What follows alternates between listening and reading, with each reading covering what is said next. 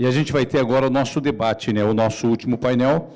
Eu vou passar aqui o microfone, né? Como eu falo sempre, passar a bola aqui para o Crispim e ele vai comandar o debate aqui. Deu certo? Quem é que está faltando aqui? Ah, não, está aqui, a Zilda está aqui, ok? Crispim, vou pegar outro microfone e deixar aqui, tá bom? Fica à vontade. Boa tarde a todos, novamente. Caindo uma chuva lá fora, eu tenho certeza que ninguém perdeu nem um segundo aqui. Estamos, nesse momento, sem sol, pouca geração. Mas a gente resolve isso. Né? Será que foi você, então, Matheus? Tem crédito, né? Então, rapaz, me deram uma tarefa aqui, Hércula, né? Só gigante aqui. Vamos lá, vou acompanhar todos aqui, já fiz o prólogo, né? Vou sentar também. Muito bom, aprendo sempre, né, com a apresentação de vocês. E eles foram privilegiados, tá? Porque PC chegou para mim no início, né, PC? Falou assim, ó, normalmente são 10 minutos, né? Mas eu acho que esse pessoal aí pode falar uns 15 ou igual o American Express. Eu tive um American Express que era sem limite, só não tinha dinheiro, também tinha limite. Eu vou começar pelas senhoritas, né? Bárbara fez uma excelente apresentação sobre o tema ICMS, né, Bárbara? E que é um tema polêmico em todos os sentidos, e ele acaba gerando sempre uma segunda confusão, né? Porque nós temos a questão do ICMS na energia, na geração, certo? E nós temos a questão do ICMS nos equipamentos, né? Então, sempre fica... E aí tem os estados para ajudar a gente para piorar a situação, ou para a gente ver como é que faz tudo isso. Tem uma discussão que a gente percebe, que é essa questão se é legítimo ou não, né? Você comentou isso daí. Como é que você, profissional do setor, qual é a tua percepção a respeito disso? Ou seja, qual é não sei se a palavra é chance, mas é a que eu vou usar. Qual é a chance da gente conseguir levar isso para todos os estados, né? Eu observei recente agora, teve a questão ali no Mato Grosso ou Mato Grosso do Sul? Mato Grosso. E parece que está tendo um movimento também com relação em São Paulo, né? Já começou um movimento nos grupos aí. Como é que você está vendo isso, né? Qual que é o teu sentimento com relação a isso?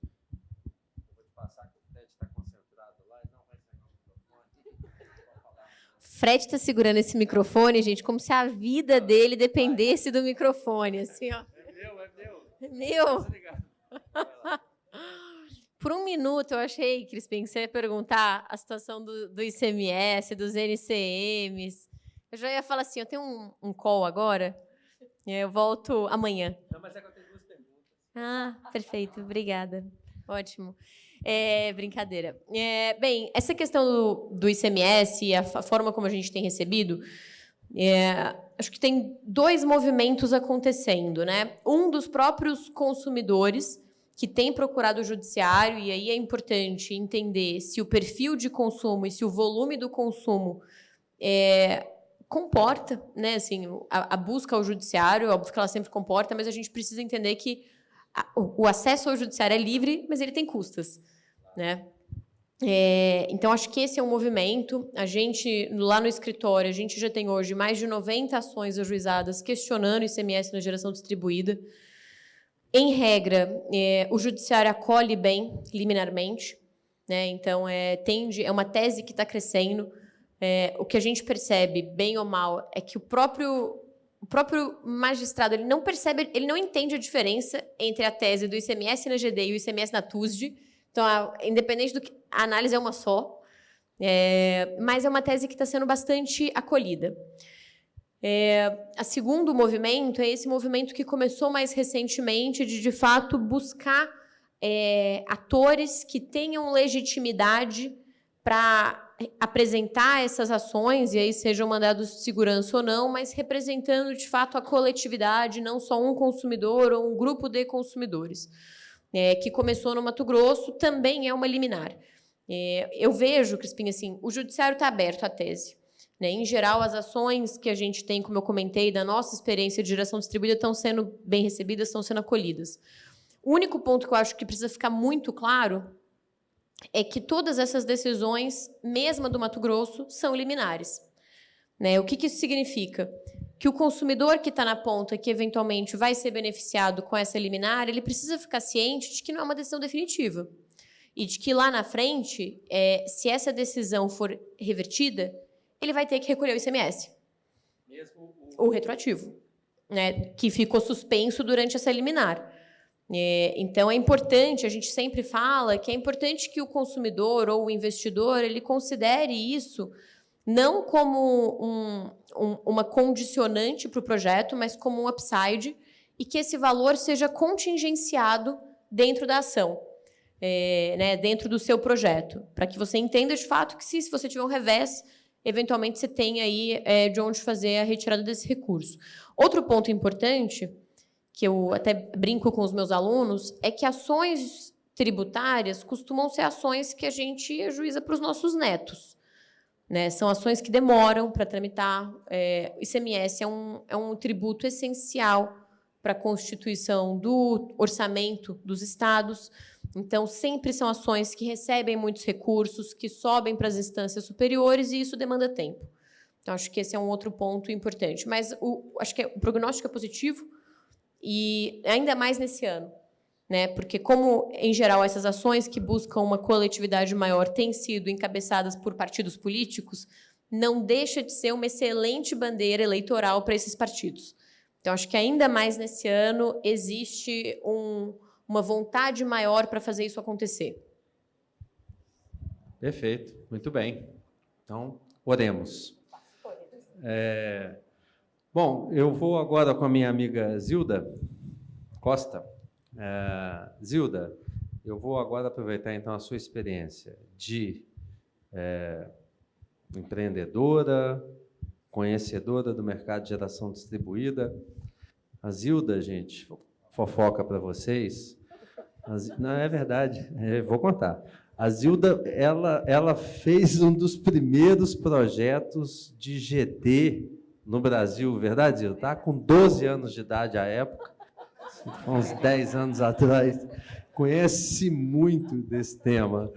E eu queria perguntar o seguinte, até porque a gente compartilhou essa problemática, tem compartilhado essa problemática, né? Mas só nós dois, eu tenho certeza que nenhum dos que estão aqui fazendo sistemas e pedindo parecer de acesso, as concessionárias têm vivido esse problema que só aconteceu ali no estado de São Paulo, né? Brincadeira, eu sei que está todo mundo sofrendo. Como é que você tem visto dentro da perspectiva, porque a Zilda também é a nossa coordenadora de regulatória na BGD. Como é que você tem visto essa questão da solicitação dos acessos, né, desse diálogo com as distribuidoras ou com a distribuidora, na tua experiência do dia a dia e também na tua experiência enquanto conselheira e participante da BGD, né? Qual o teu sentimento e qual o caminho, né? O que a gente pode buscar nesse sentido? Pergunta tranquila, fácil de responder. Me deixou numa saia justa aqui. Eu rezo para não falar mal de ninguém, se der para responder essa pergunta sem falar mal de alguém. Oremos, né? Oremos. Bem, falando sério, eu acho que não dá para a gente deixar de ineficiência muito grande das distribuidoras nessa parte de responder às nossas solicitações de acesso de modo que a gente entenda, né? Nós temos passado, como associação, um problema muito grande de recusa de acesso à rede da distribuidora com causas técnicas complexas que é difícil da gente entender. Um dos pontos que eles colocam, e a gente está tendo esse problema fortemente em São Paulo, a sua usina de geração distribuída vai causar sobretensão na rede. E a gente fez estudos, a gente buscou documentos internacionais, a gente, como associação, teve um parecer, um laudo de engenheiro, que é um cientista técnico desse assunto, e a gente vê que a geração distribuída ela não causa sobretensão na rede. E, fora isso, Crispim, a gente busca a distribuidora falando assim, tá bem, Eu não posso conectar onde você está dizendo que eu causo sobretensão. Onde eu posso conectar? E a gente não tem esse retorno. Então, está realmente muito difícil. Eu comecei brincando que não queria falar mal de alguém, mas, de qualquer maneira, eu acho que a distribuidora está segurando, aproveitando um desconhecimento técnico de quem recebe a recusa do parecer de acesso, que é muito complexo, bem complexo, é de altíssimo nível de engenharia para você refutar, e ela está segurando essas aprovações de parecer de acesso, o que prejudica enormemente ao investimento, e isso também tem muito a ver com a data do dia 7 de janeiro do ano que vem, porque o dia 6 de janeiro é o último dia para você entrar com a solicitação de acesso com o seu direito adquirido até 2045. Então, quanto mais ela puder segurar, eu acho que é o que está acontecendo, né? Tá bom? Tá bom. Tá bom no teu tá bom. Tá ruim demais. Tá não, ruim. não tá bom, não, mas... Ô, pega leve aí na pergunta, hein? Não, eu já combinei com o Einar ali. Nós somos conterrâneos, você vai fazer eu passar vergonha aqui Isso, no... então pronto. Beleza. Trocar por 2 pão de queijo é uma pergunta fácil. Não, mas ela é boa, Matheus, eu vi tua apresentação, e é um desafio, né? Condomínio é um desafio, né? A não ser que esteja um condomínio de 2 casas só, aí pode ser. E mesmo assim só mora um, né? Para conseguir chegar num consenso. Mas vocês que estão, né, Tribuce, né, que está nesse setor e tem trabalhado, vocês vêm trabalhando já há alguns anos com isso, no sentimento, na rotina de vocês, no dia a dia de vocês, uma curiosidade que eu tenho, talvez seja a curiosidade de muitos de nós aqui, o que nos últimos meses, o que tem mais aparecido, olhando para o setor de geração distribuída, né? Eu falo assim, olha, isso tem chegado mais, essa demanda tem chegado mais, né? O que vocês estão percebendo que tem surgido como inquietação mais do cliente, do mercado? Assim, o que a gente tem visto mais de problema, que não tinha alguns anos atrás, era problema com junta comercial.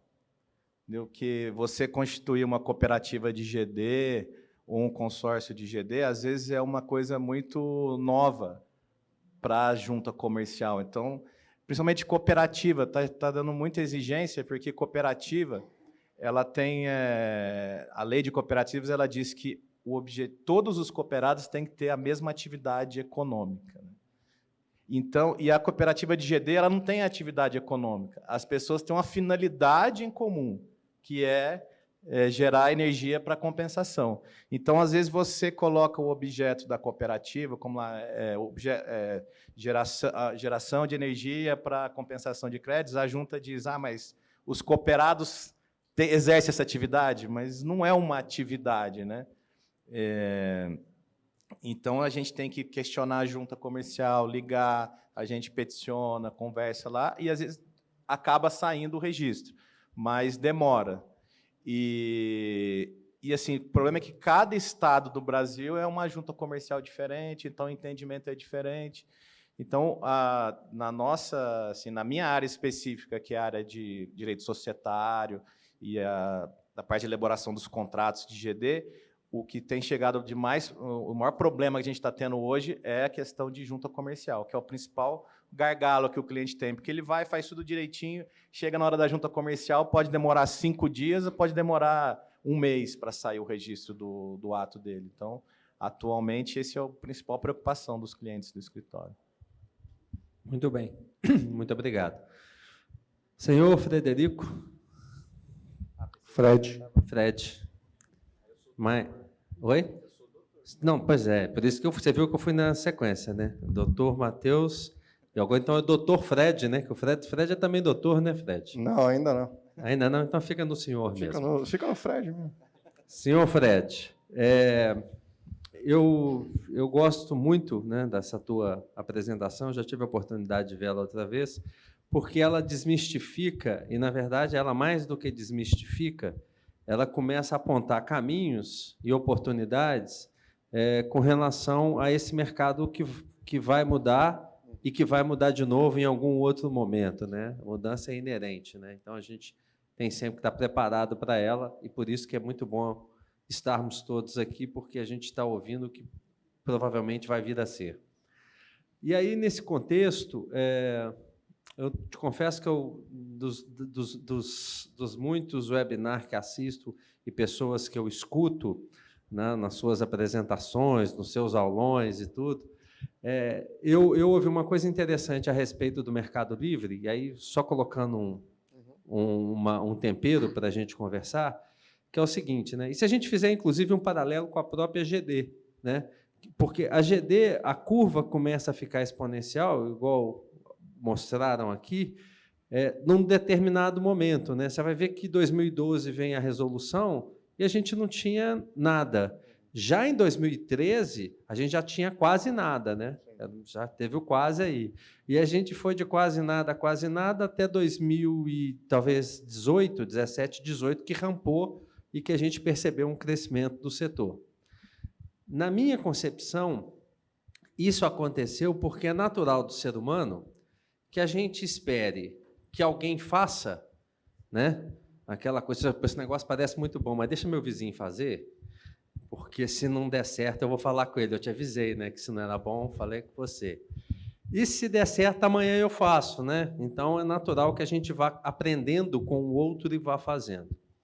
E eu, nessa minha leitura, eu percebo que mesmo que, e aí é um pouco de visão, eu queria o seu contraponto, eu percebo mesmo que o mercado livre, né, ou esse mercado aberto que vai vir aí, venha em 2024, que é mais ou menos a data ali que comece, eu entendo que nós vamos levar um tempo de maturação, ou de maturidade, de entendimento, para como é que ele vai funcionar, porque existem também complexidades. Eu passo a ter que ser dono ou gestor da minha ação, eu vou ter que fazer escolhas, né? Porque eu vou ter que escolher, às vezes, mudar de fornecedor, que aquela escolha que eu fiz não está... Então, coisas que eu não faço hoje de forma geral, eu tenho um distribuidor de energia, pago a conta e quase isso vai mudar.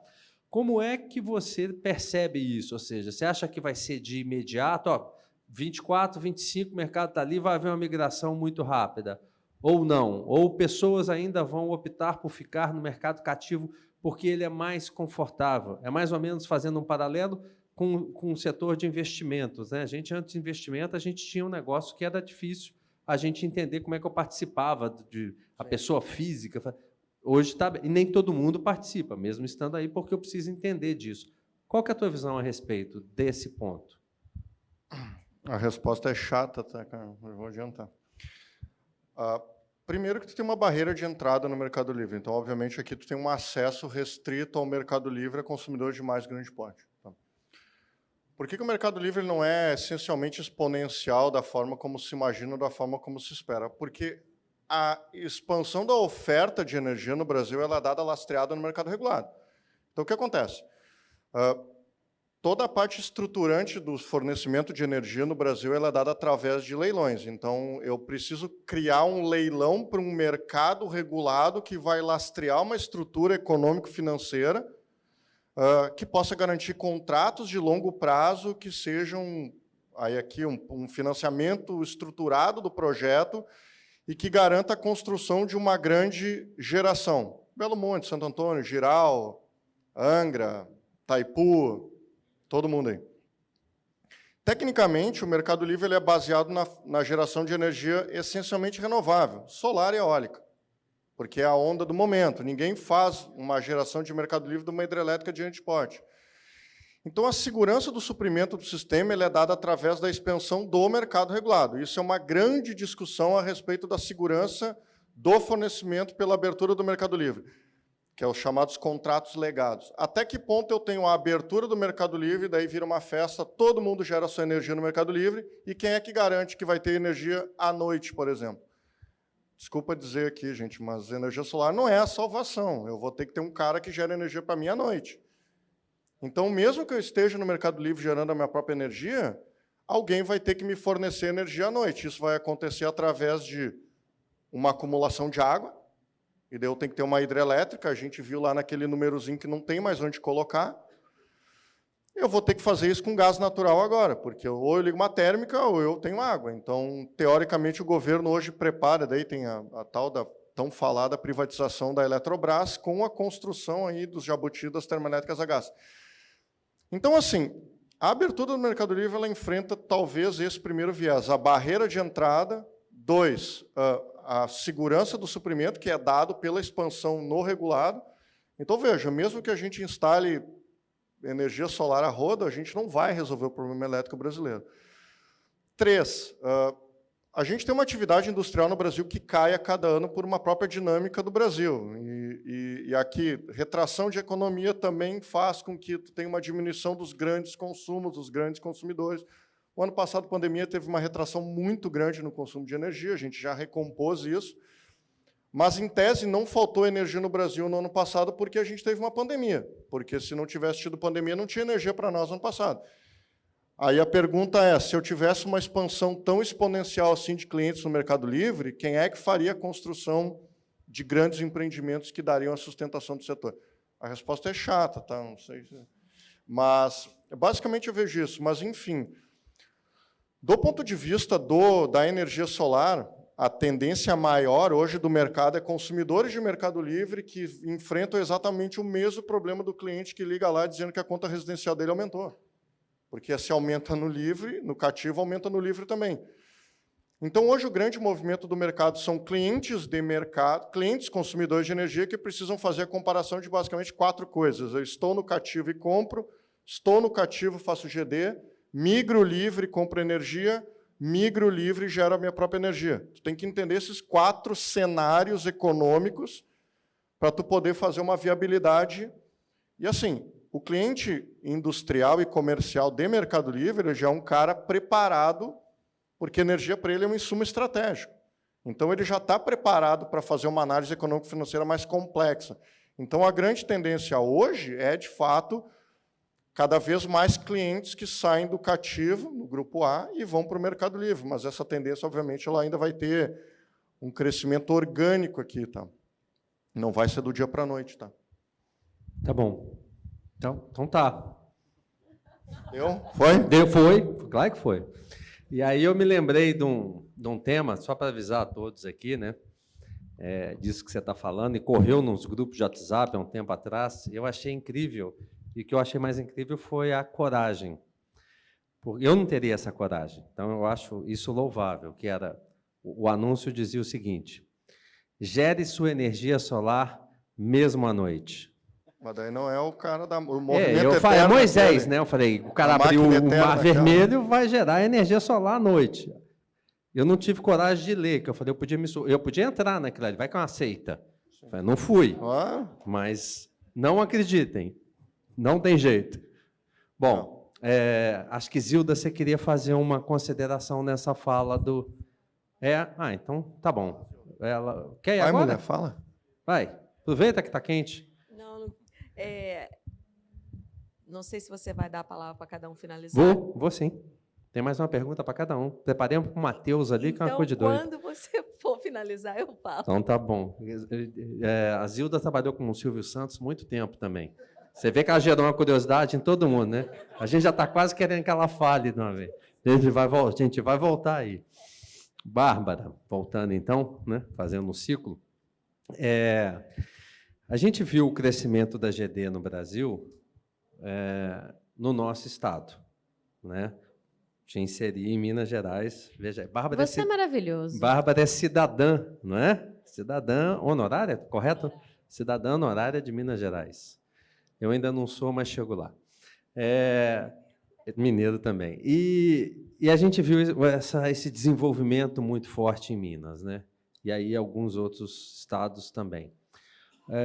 O que na tua perspectiva, ou seja, na sua visão dessa questão de legislação, você acredita que é uma tendência que demais entes da federação, ou seja, demais estados da federação, porque veio Minas, aí o Rio de Janeiro espelhou, né? Não sei se esse é o termo correto no jurídico, colou a legislação, Espírito Santo, não sei se tem algum movimento de São Paulo, imagino que pode ser que sim.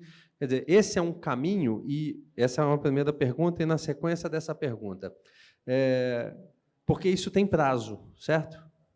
Como é que isso reflete, como é que você está vendo isso? Você acredita que os estados, primeiro, vão colar essa legislação de Minas, e o segundo, se isso perdura, na tua percepção, isso tem prazo? Numa mesa com tanta gente falando de coisas inovadoras e boas notícias, eu me sinto aqui tipo a cavaleira da desgraça. De tributação, é isso. Quer que mude a pergunta? Não, Então, tá ótimo. Eu fico confortável com esse papel. Eu fiz ele bastante na minha família.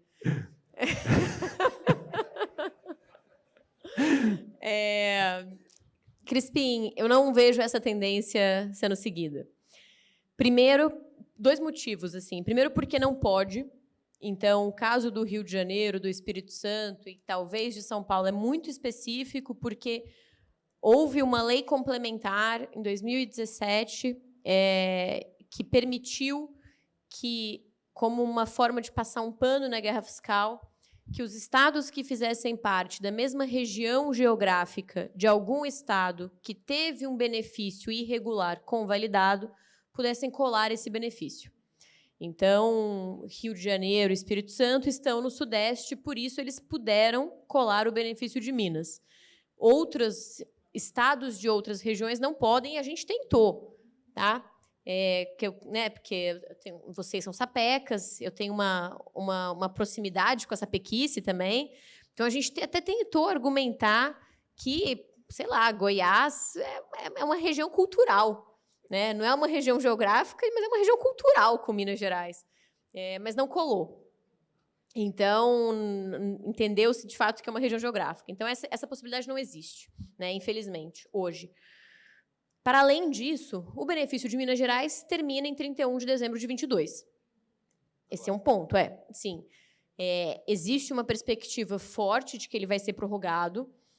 A gente estive, inclusive, né, com a subsecretária de Desenvolvimento Econômico de Minas na terça-feira, e ela disse que a intenção do Estado é sim prorrogar, já saiu a autorização federal para prorrogação, mas Minas não tomou a decisão ainda. Então, hoje, o cenário dado que existe é que o benefício de Minas e, por consequência, o do Rio de Janeiro e o do Espírito Santo terminam também ao final desse ano.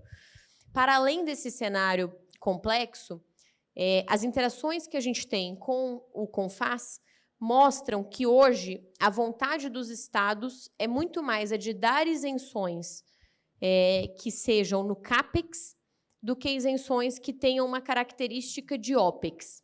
Ou seja, eu dou uma isenção que aquele consumidor vai se beneficiar uma vez. Então, é no equipamento que ele vai comprar que vai ser isento.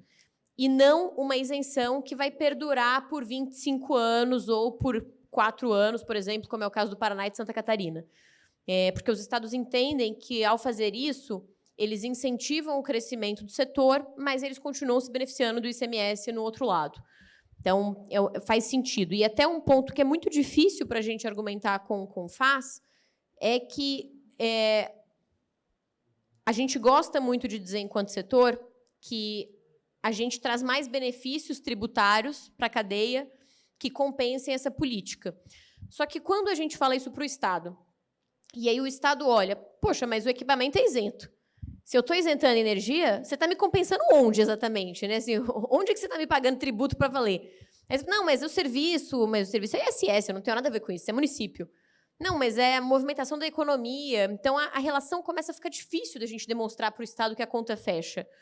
Então, acho que existe esse tipo de complexidade. Então, a gente tem visto, no CONFAS, as políticas e as discussões caminhando muito mais para equipamento, que seria o convênio 101/97, do que para características de OPEX do 16 de 2015. O que eu acho que é uma política de meio do caminho, que poderia funcionar, seria a gente tentar, para essas modalidades, né, tipo geração compartilhada e EMUC, se a gente entender que o caminho não é buscar a judicialização, seria uma política parcial, entre aspas, como Paraná e Santa Catarina fizeram. Né? Qual foi o racional desses estados quando eles aderiram ao convênio 16 do CONFAS?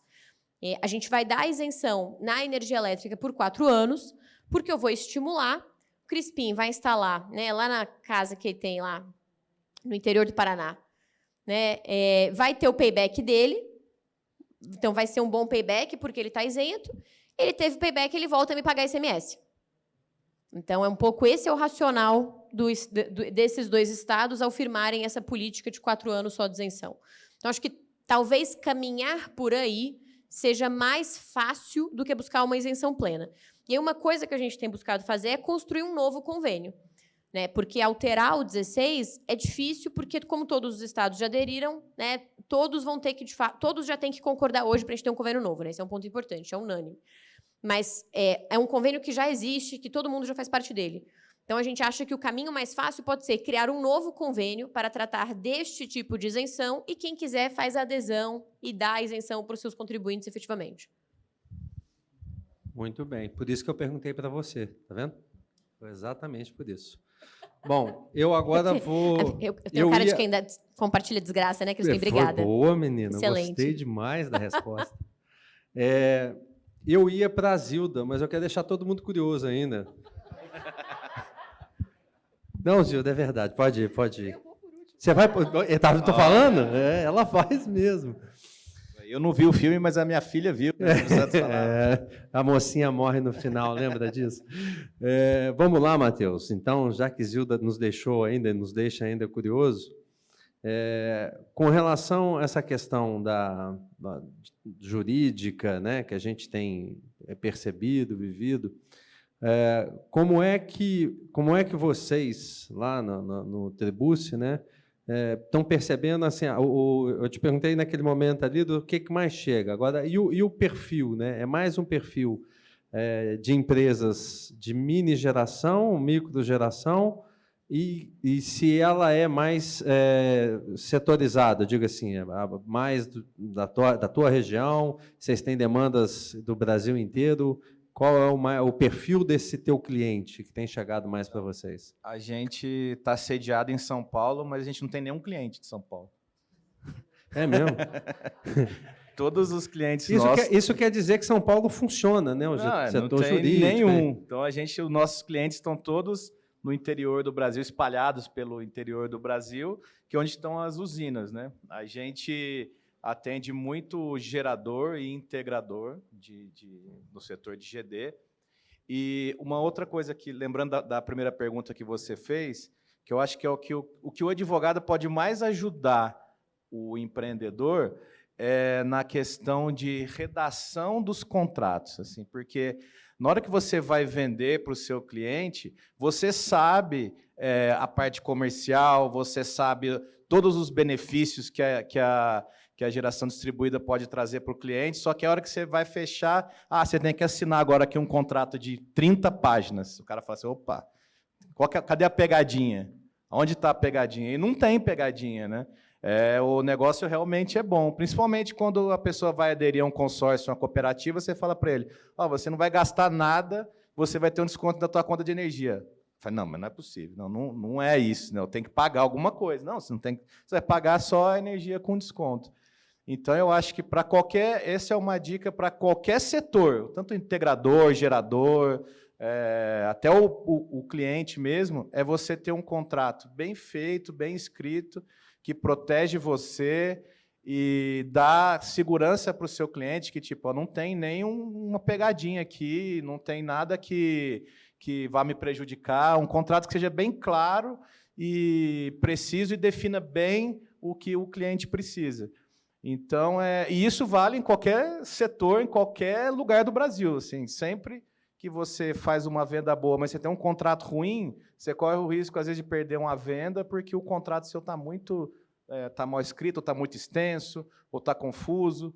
Então, eu acho que a principal coisa que um advogado pode fazer para qualquer empresário, qualquer cliente, é você estabelecer um contrato claro, simples, para que você possa concretizar uma venda do seu negócio, né? Acho que é isso. Sem dúvida. E aí, corroborando, porque isso eu ouvi de um amigo também, e aí ajudando os advogados aqui, né?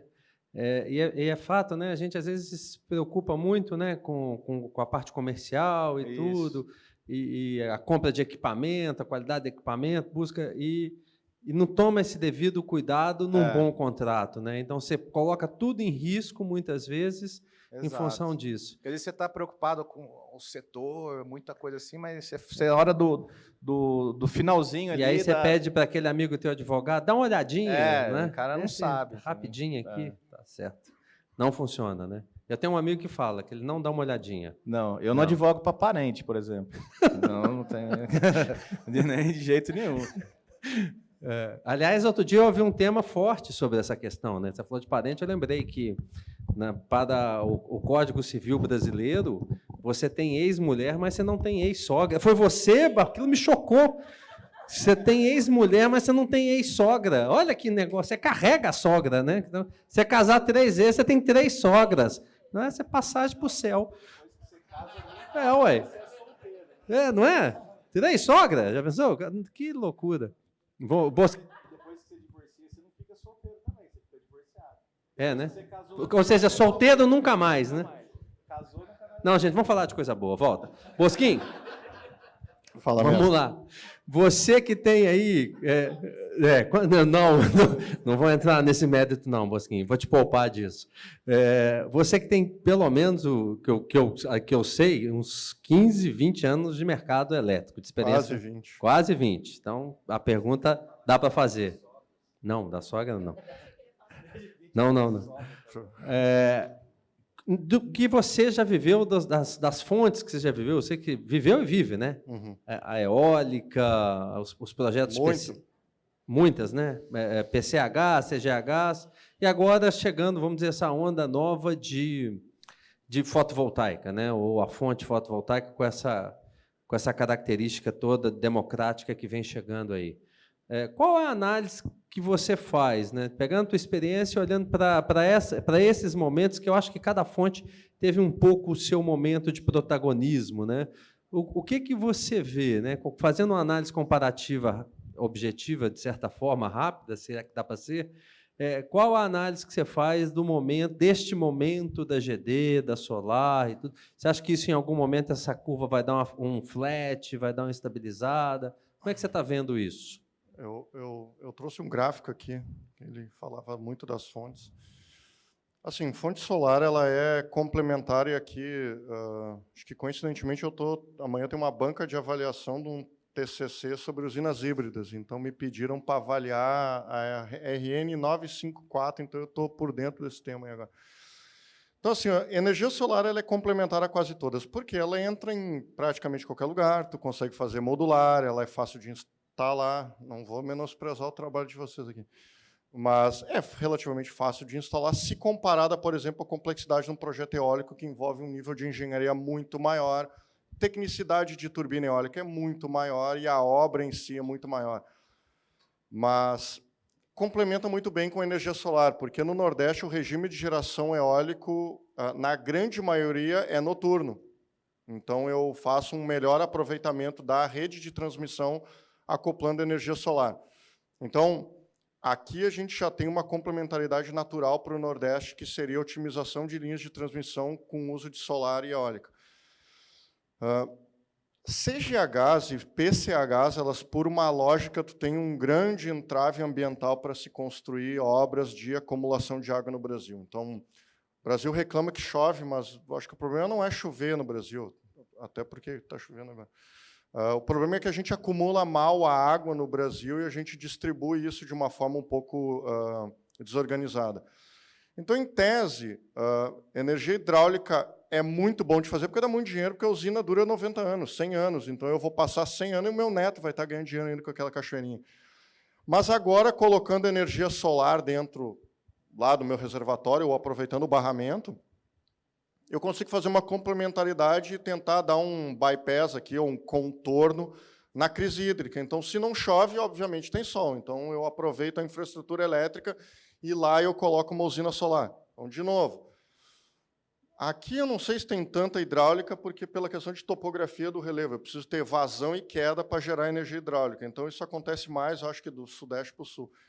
Então, tem muita propensão hoje para um aumento de expansão do mercado de convergência de tecnologia solar para reservatórios de CGHs. Tem CGH aí no Brasil que está gerando 30, 40, 20% da garantia física. Então, em tese, eu tenho lá um barramento de 69 para uma usina que está funcionando com 30% do fator de capacidade, ou da garantia física. Nada mais lógico do que eu for lá e colocar, não só no espelho d'água, porque já deplecionou, mas colocar na área adjacente ali da hidráulica para poder fazer um aproveitamento disso. Tá? Então, tentar fazer um incremento aqui, tá? Da minha geração. Biogás é uma tendência muito forte no Brasil para os próximos anos, porque tem vários incentivos aí no Congresso rodando para a gente trabalhar não só aterro sanitário, como biomassa de rejeito animal. Então, assim, para as zonas que têm essa lógica do agro, principalmente, daí proteína animal de esterco suíno e bovino, nada mais justo do que eu ter uma acoplação de energia solar, porque, obviamente, eu acumulo gás que é gerado durante o dia, até porque eu preciso de sol para poder fazer a decomposição da matéria. Eu gero meu biogás e faço ali uma geração solar, aproveitando exatamente a mesma demanda, gerando solar durante o dia, injetando energia térmica ali pelo meu biodigestor no horário de ponta e à noite. Aqui tem talvez a combinação que dá mais dinheiro, tá? E daí falo assim de rentabilidades de paybacks aí. E não que o payback seja uma métrica ótima de análise de investimento, mas isso aqui se paga em 2, 3 anos, tá? Porque o custo de manutenção muito baixo da solar compensa o alto custo de manutenção dos biodigestores e da máquina rotativa lá do gerador. Então, tecnicamente, aqui, a energia solar, a gente já está na terceira fonte aqui, tá? Que se deu complementar a isso. Então, em tese, o Brasil, muito tardiamente, aí aprovou essa resolução, isso é do final do ano passado, a resolução que autoriza as usinas híbridas.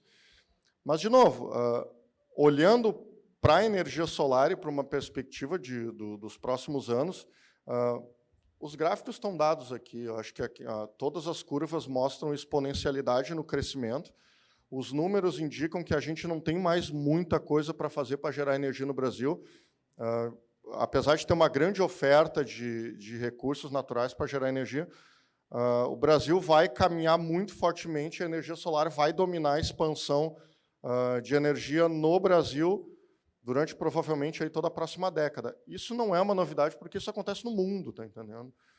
Aí, a gente aqui está na iminência de se chegar a um grande ponto, que é as baterias, então, viriam para esse segundo momento aqui da energia solar, porque, primeiro, a gente vai complementar fontes, né? Então, nada mais justo do que a gente hibridizar a fonte para otimizar a geração. Depois a gente vai entrar aí, daí inversores híbridos aqui já estão na boca do povo. O inversor híbrido ele vai entrar muito trazendo, então, a capacidade da acumulação de energia. Então, essa sobra de energia ela vai acabar, então, entrando para uma bateria em contraponto a mandar isso para a rede. E daí aqui eu vejo um momento futuro onde, muito provavelmente, daqui a alguns anos, as concessionárias vão virar para mim e vão dizer assim, cara, eu não vou te cobrar o pedágio do fio, porque eu preciso dessa energia. Porque não coloque na sua bateria ou deposite na minha rede, e daí vem a história da compra dos excedentes, que não vai acontecer, tá, gente? A concessionária compra TS R$150. Ela não vai comprar um excedente de GD a R$500. Então, ela só vai comprar R$500 quando a lógica financeira for para ela. Isso eu falei da abertura do mercado. Ela já comprou energia por 20 anos a 150, ela não vai comprar da tua GD a 500. Então, compra de excedente por concessionária só vai acontecer no momento futuro. Então, talvez a gente vai falar o quê?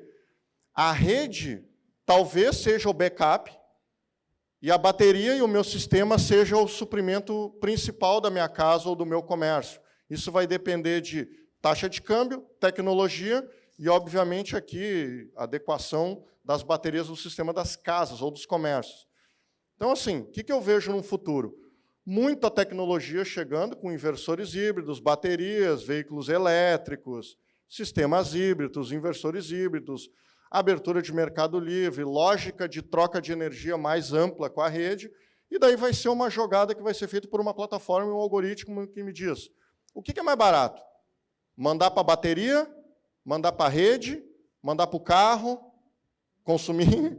Então, assim, isso vai ser dado dentro de uma plataforma digital que faz o acompanhamento disso, sei lá, online. Isso já tem, isso aqui não é Jetsons, tá? Isso aqui já tem em vários lugares do mundo, e o cara mais rico do mundo, ele vive disso. Tá bom. Não vou perguntar nada da sogra, não. Tá? Bom, chegamos ao ponto da curiosidade, ponto alto da nossa apresentação. Mas, antes disso, vamos aos nossos comerciais. Eu não podia perder essa oportunidade. Você está pensando o quê? Não, peraí. Não, eu vou vender a BGD. Gente, eu preciso de vocês associados na BGD para que a gente possa continuar fazendo tudo isso, para que a gente possa ouvir a Zilda na próxima fala. Então, por favor, a Jéssica está aí atrás. Jéssica, levanta a mão. Isso. Era a mão, Jéssica, mas está bom. Isso. E, por favor, agora é sério, estamos à disposição de todos, gostaríamos de ter todos vocês, aqueles que tiverem interesse, claro, associados conosco. Agora sim, vamos ao nosso... Uma pergunta os para comerciais. Não, você falou que queria falar o negócio que o outro falou, a fala é tua, vai embora. Olha, Guilherme, obrigada por me permitir ter a fala livre, em detrimento dos meus colegas. Muito bem, eu queria só uma palavrinha no final, depois das perguntas, né?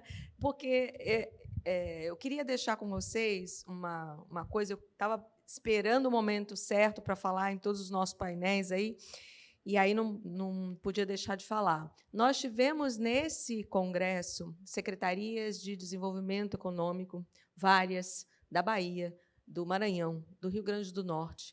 Nós tivemos, por exemplo, ali está o Kepler, que é de licenciamento ambiental do Rio Grande do Norte. Nós tivemos representantes de vários setores dessa economia, do que gira o nosso trabalho de geração distribuída no Nordeste.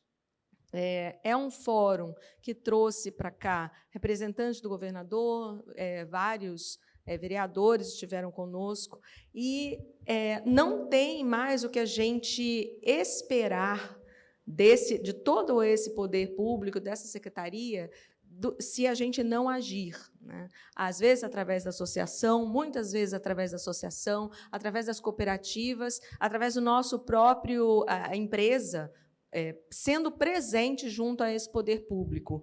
Então, era um finalzinho que eu queria dizer, que vocês estão muito bem representados e que a gente tentou fazer o melhor painel e o melhor o empreendimento aqui desses 3 dias possível, com essa presença do poder público, mostrando para vocês que a gente está fazendo muito mais por vocês do que cada um individualmente. É o conjunto, né? Era essa a minha palavra. E não foi combinado, hein? Fiquei impressionado. Ô, gente, tá ótimo, aprendi mais ainda, mas a gente certamente, em PC, extrapolou um pouquinho, uns 5 minutos o tempo, eu imagino, não mais que isso, mas é um debate necessário, e esse é o nosso papel mesmo. Vocês estão, de fato, diante aqui de 4 pessoas que conhecem muitíssimo desse setor, tem muita informação pertinente, então, acho que é válido para todo mundo. Eu aprendi. Então, obrigado mais uma vez pela presença de todos, obrigado por todos vocês, Fred, Matheus, Zilda, Bárbara, né, e a organização do Grupo FRG pela oportunidade da gente estar aqui conversando. Por favor, uma salva de palmas. Obrigado, Fred, nosso Frederico Bosquim, Zilda Costa, Bárbara Rubim, Matheus Santos, nosso presidente Guilherme Crispim.